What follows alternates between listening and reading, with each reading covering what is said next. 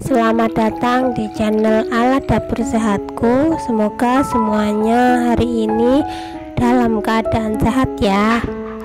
Nah, di episode kali ini aku mau membuat minuman hangat dari bunga belimbing wuluh, yang mana bunga belimbing wuluh ini dari zaman dulu sudah digunakan untuk menjadi minuman herbal yang membantu untuk mengatasi demam, batuk, pilek, dan juga alergi karena perubahan musim misalkan.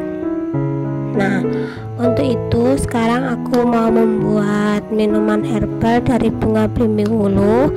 Di sini bunganya kita cuci dulu, kemudian kita iris jahe, dimana jahe ini juga memiliki banyak manfaat, diantaranya untuk pencernaan dan juga antiinflamasi.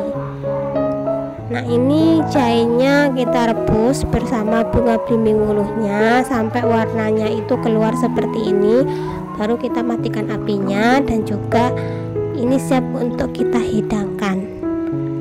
Minuman herbal bunga belimbing wuluh ini sangat bermanfaat sekali untuk meredakan batuk secara alami. Semoga video ini bermanfaat ya. Selamat mencoba. Ini rasanya enak banget loh.